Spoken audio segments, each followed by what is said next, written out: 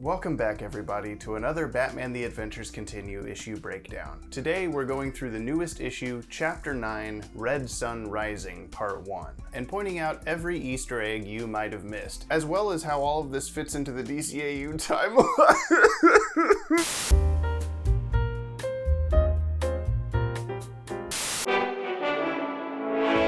Alright. New day, new me. I guess we gotta talk about this. So first, correction speedrun! Stuff we messed up last time. Regarding Mr. Freeze's head getting frozen, it slipped our more DCAU than anything savvy minds that Mr. Freeze also did this head freezing to himself in the Young Justice Season 1 episode Terrors for the same keep himself alive purpose. Thanks, Exist Logic. Thanks to Jesse the Jester for pointing out that in the Gotham Girls web series from the early 2000s, we do get a mention of Nora Freeze being alive in the final episode. Both Batgirl and Commissioner Gordon tell Nora's sister Dora that Mr. Freeze is responsible for Nora's revival, that she wouldn't be alive if it wasn't for him. This final season, of course, taking place at the very least after the Justice League episode Wildcards because of a reference to the Royal Flush Gang, who weren't created until that JL episode. These webisodes were written by Hilary J. Bader, who, among other things, wrote Batman Adventures: The Lost Years, and Paul Dini.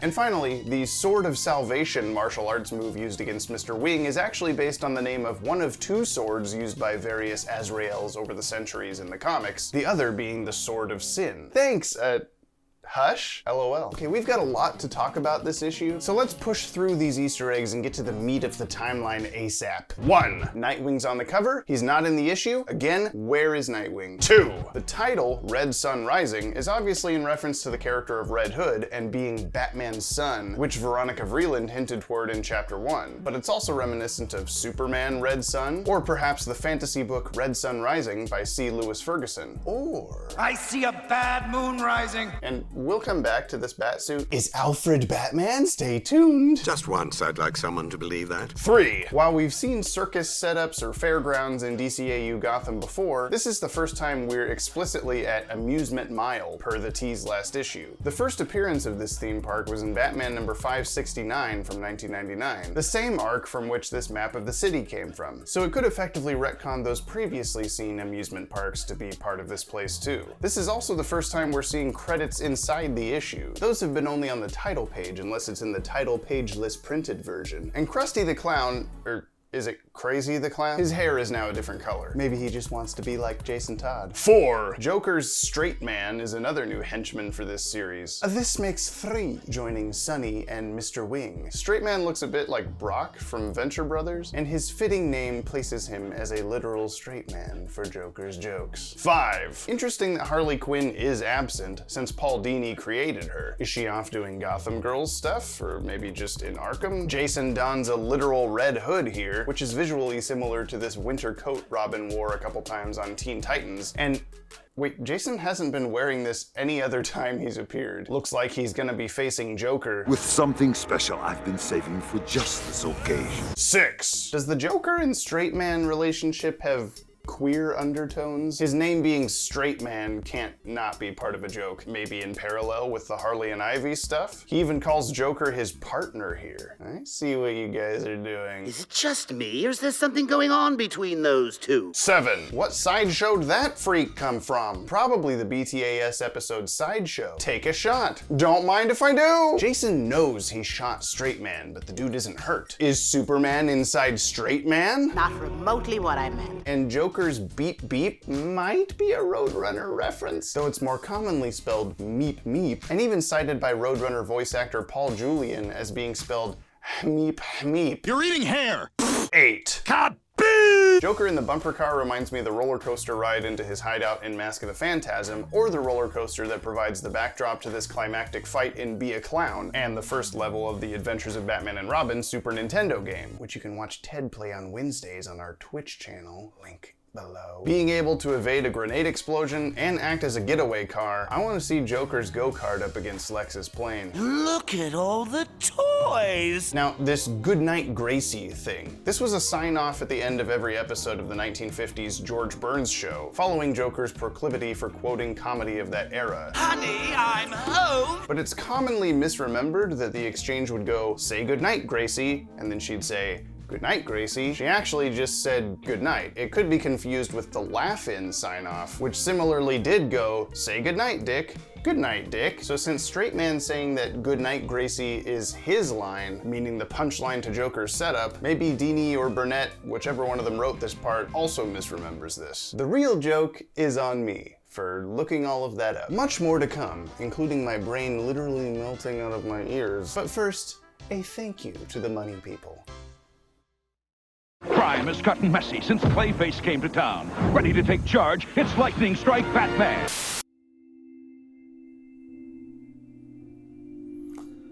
I remember back 2020.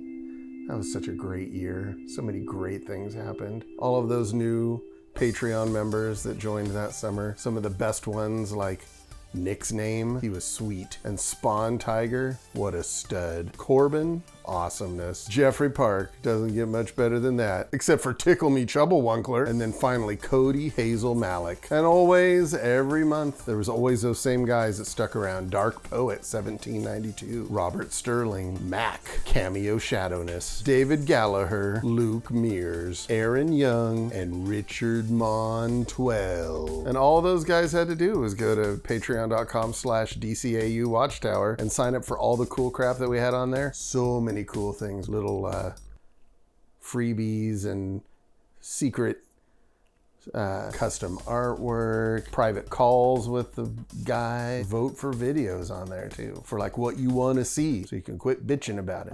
2020, years don't get much better than that. Flipping out to put an end to this mess. Figures and vehicle each sold separately. Batman, the best just got better.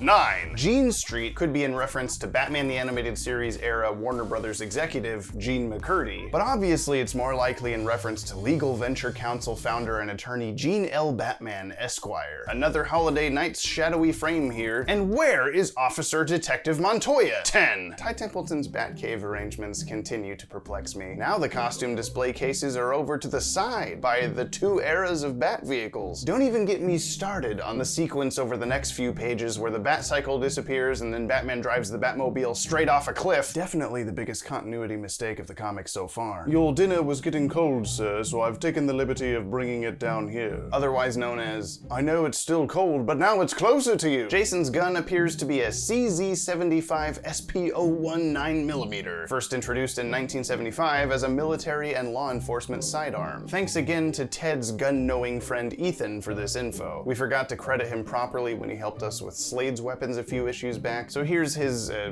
Instagram handle if you want to be nice. 11. I just really like the shading on Batman in this middle panel, that's all. 12. Batman, always running out on Robin, no matter who the Robin is. No apologies, no explanation, just see you later, kid. 13. And now begins the flashback, which carries on through the rest of the issue. I'm gonna save the timeline stuff for the end like I've done before, so for the moment, let's just keep pointing out the Easter eggs. First up is this gang, the Wolves, led by Alpha, who don't seem to be a thing prior to this series, though Dark Horse Comics did have a wolf gang that's pretty different. Alfred says they were the scourge of the East Side. Other East Side references in the DCAU include the Skulls gang from the episode Trial, the prostitute-ridden Lower East Side from Robin's Reckoning, and the location of Firefly's hideout in Torch Song. Alfred also says the Wolves were active for years. Such a scourge that not once were they ever brought up before. Of course, there are various other Wolf-y characters in the DC universe, like the Werewolf from BTAS, Timberwolf from the Legion of Superheroes, Lobo, which is Spanish for wolf, Wolf from Young Justice, or even the Red Robin villain Wolf, a cybernetic assassin from the Council of Spiders. Don't worry, I don't know what that is either. I mean, really? I think it's pretty obvious they're based off of Odd Future Wolfgang Kill Them All, led by their alpha, Tyler the Creator. And our pal Yojimbo from DCAU Resource points out that someone other than Batman retelling a tragic flashback mirrors what Terry McGinnis went through in Return of the Joker. 14. The Wolves using a Red Hood as their lookout and fall guy is, as Alfred says, reminiscent of Red Riding Hood, but also very similar to Joker's role as the Red Hood in his origin story told in The Killing Joke, which is a pretty fun amalgamation if I do say so myself. 15. Timeline. Okay, next. 16. What does this say? Lenny's? Huh? And the Wolves' hideout is called The Den. Because wolves. Superhero landing. 17. Getting some Morbius vibes off Alpha here. Maybe he'd be voiced by Jared Leto if this was animated. Leto?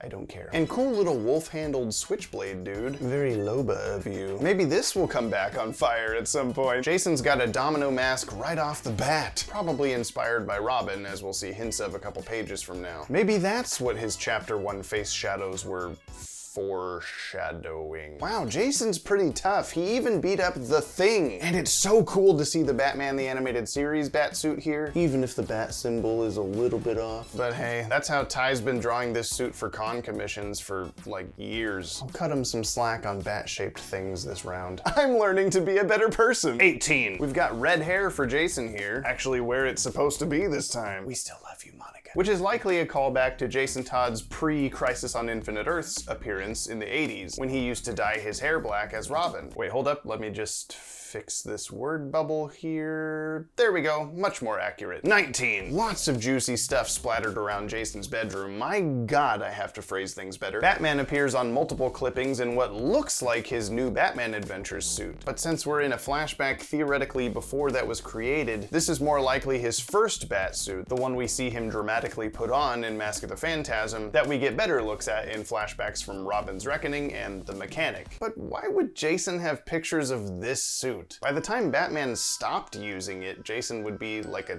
toddler. And the police aren't even familiar with Batman until he's out of that suit. So why would there even be pictures of it? Has Batman already made the TNBA suit and he's switching back and forth between that one and the BTAS suit? He's wearing the TNBA one when the first Robin quits, and during Harley Quinn's origin flashback. Did this one comic throw a wrench in one of our most popular videos? Also on Jason's wall are images of Batgirl, Harley Quinn, Catwoman, Mad Hatter, Joker, whose pose looks kind of like this old promotional image and whose TNBA design seems to have filled an empty slot over here, and Robin, who weirdly resembles the Tim Drake character model, but obviously must be Dick Grayson, unless we're in some sort of Chronos-crafted time loop nightmare. As a tease for what's coming up, I almost hope so. And we've got another new character in Danny Todd, Jason's older brother, who was the Red Hood we saw in the last few pages. Alfred explains, he was the Red Hood who had died in the fall. Perhaps some cheeky prognostication.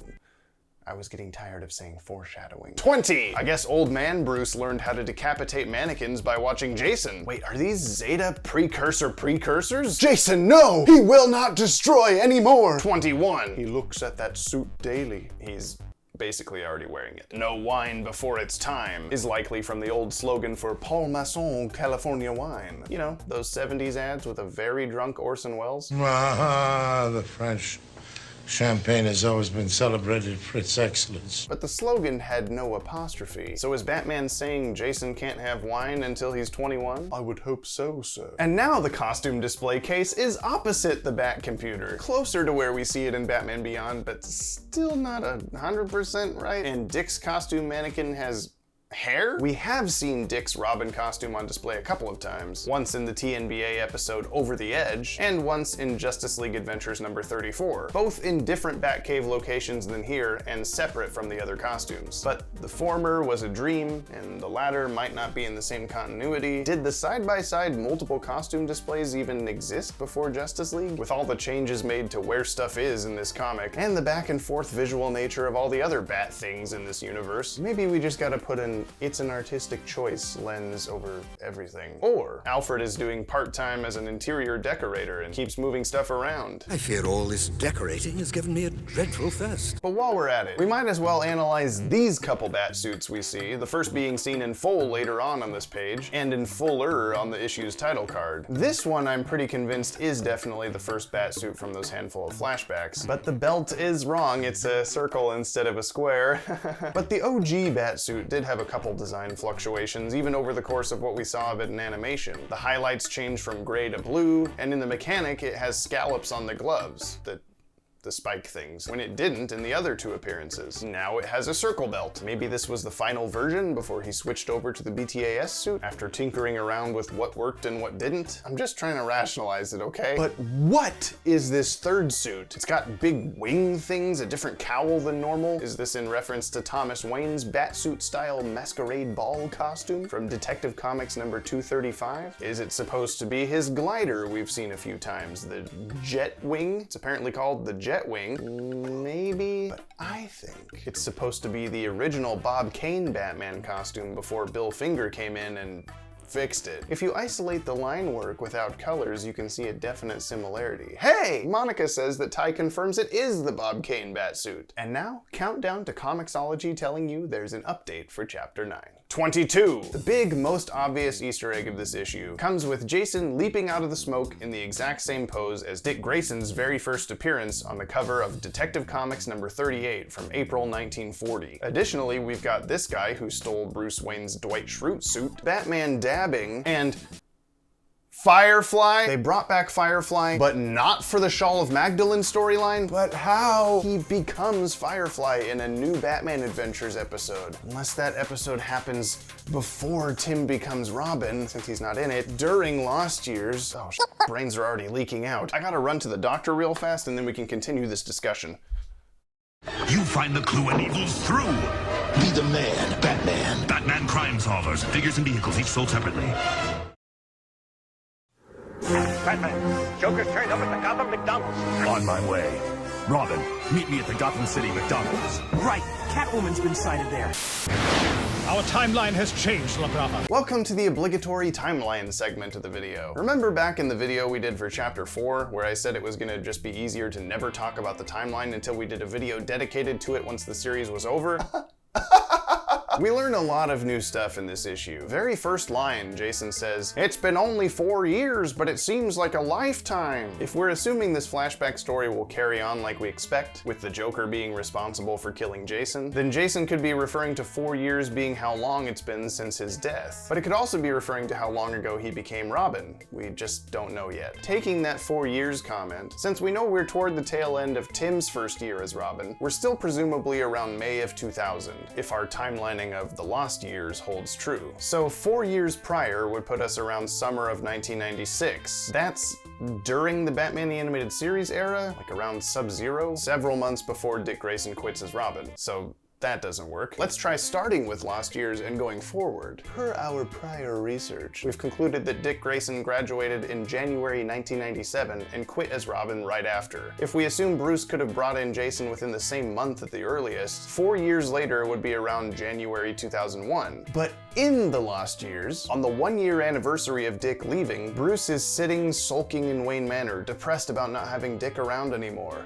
If Jason had come in and subsequently died during that first year Dick was gone, wouldn't you think Bruce would be more depressed about that? Let's now assume this Jason induction flashback couldn't happen within that first Lost Years year. So now we're starting in January 1998, shooting forward 4 years to January 2002. That is during Justice League, not long before the series finale star-crossed. This is after all of those comics where Nora is alive, it's after all of Lex's appearances in his power armor, it's after 9/11, yada yada yada. Everything is fixed now, right? Oh, except we still somehow have to be around only 1 year after Tim becomes Robin, which is like a year and a half before that. So going either direction on the timeline, this does not work. Maybe Jason did die within that first year after Dick quit. If he's in and out within, say, like a month, then Bruce hardly knew him and might be over it by the time we hit that 1 year marker. In the comics, the real world time between Jason dying and Tim becoming Robin was 1 exact year. The quick turnaround isn't